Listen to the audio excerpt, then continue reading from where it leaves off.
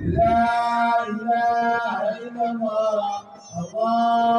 في هذا اليوم يجتمع المسلمون بقلوب متحابة وأجسام متعانقة ووجوه باشة وأيد متصافحة، ويذكر بالخير بعضهم بعضا، وكل يرى كفة أخيه بما كان يصنع في رمضان من جلائل الأعمال، وقد أصبحت يوم العيد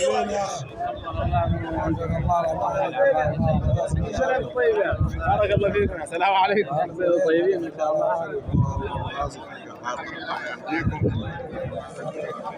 كل عام وانتم بخير. حقق الله الاماني والله عزيز. بارك الله فيكم. الحمد لله تقبل الله منكم.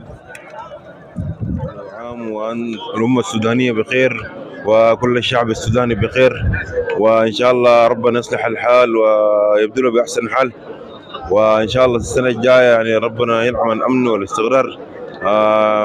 وكل عام وكل الشعب السوداني بخير إن شاء الله. ما شاء الله الشعب السوداني بعيد الفطر المبارك، وربنا سبحانه وتعالى نزال يتم علينا هذه نعمة العيد، وليجعل لنا عيدا مباركا وعيدا سعيدا، وإن شاء الله يكون عيد سعيد على الشعب السوداني، وربنا إن شاء الله يتقبل منا فيه الصيام والقيام ويجعلنا فيه من عتقاء هذا الشهر الكريم.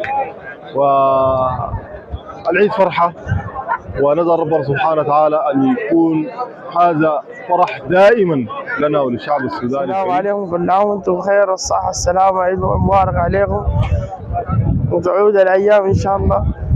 بارك الله فيكم وجزاكم الله. بسم الله الرحمن الرحيم. أهني أخواني كل السودان في عيد رمضان، وإن شاء الله ربنا نسأل أن يجعل علينا يوم ثاني سعيدا إن شاء الله. وأهني أهلي في القضارف وكل الأسرة في الخرطوم والذين نزحوا من أرضهم بخصوص الحرب. نسأل المولى عز وجل أن يزيل مننا هذه البلية، وهذا امتحان من المولى عز وجل.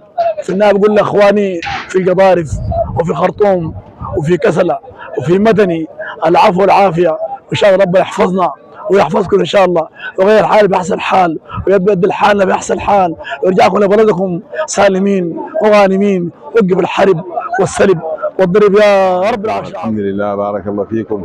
كل سنة وانتم طيبين. ربنا إن شاء الله يحقق الأماني ويبلغ المقاصد، ونسأل الله يعني ربنا يعني يتمم لكل الناس الفرحات إن شاء الله، ويزيد إن شاء الله ويبلغ أي ذول مقصده، ونسأل الله إنه يعني يدي الناس لا من يرضيهم إن شاء الله. بارك الله فيكم. الحمد لله، ونعيد لكل الناس في كل السودان إن شاء الله، ونسأل الله إنه ربنا يعم الأمن ويعم السلام، وإن شاء الله في كل ربوع البلد إن شاء الله لو ربنا سهل. وكل سنة وأنتم طيبين. كل سنة وأنتم عليكم